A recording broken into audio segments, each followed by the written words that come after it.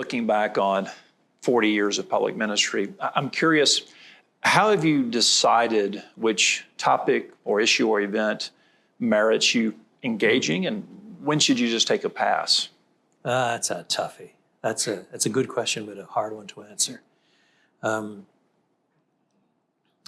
Eventually, I got to the position where I refused to engage most subjects that came up, because there's always something coming up, which means you end up with a defensive posture. You're always fighting something. You're always busy saying, yes, but, no, I don't like that. And so instead of actually spending time articulating what the gospel is and expounding biblical passages and so on, with reference to things like that, the thing itself becomes the focus. And on the long haul, that generates what some people call discernment ministries that are, in my view, very frequently short on discernment and high on legalism. There are some exceptions, but it's just too negative an approach. I want to know who's done evangelism recently. I want to know who's talking to people about Jesus.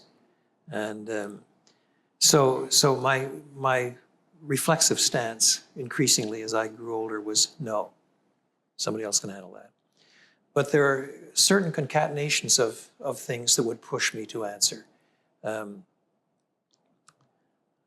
book I wrote on the emerging church, Becoming Conversant with the Emerging Church, began as a series of lectures at a Christian college that shall remain nameless.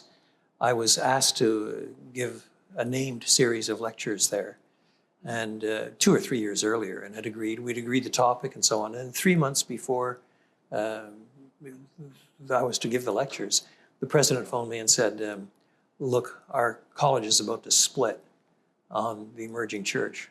How about talking about that? And we went around the mulberry bush. So far, I'd kept out of the debate. I mean, there'd been a few articles, no books written from the confessional side. But I gave 3 lectures on it down there. You could have cut the air with a knife. And within 72 hours, their faculty had put together a response that was twice as long as mine, in which they were just blistering me with everything. And I thought, this one's serious. And so enough people get involved at enough levels with enough arguments and so on. So that's when I wrote the book, over the next 3 months, I wrote that book. And what I did after I wrote it was I sent it to 3 or 4 trusted people and asked them to go through it and indicate anything where I sounded at all snarky. I mean, the hate was up so high. Anything that sounded condescending or miserable or whatever, unwinsome to mark, and I would edit it. And so the book came out, and the reviewers from the emerging church side, to a person, said this is a hate-filled book. And so it was remarkable. It was part of the rise to where we are in a lot of theological debate today, where emotions and malice take precedence over reason and thought.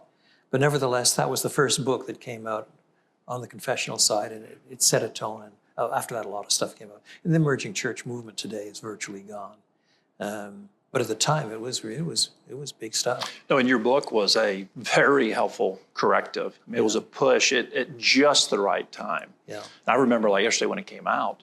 So how do you sense, and again, we're talking here amongst friends, brothers and sisters in ministry, when this is just a bad moment?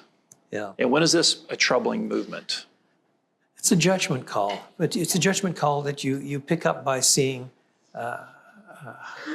not how many markers there are on the net, but who's saying what to whom, and if more and more people are getting snookered by it, or the speed with which it's come, because often that indicates it'll disappear just as fast, and so on.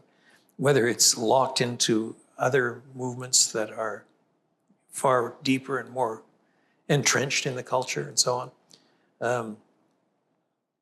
The book I wrote on tolerance is another one of those where I felt at the time it was just something too big, too important to ignore.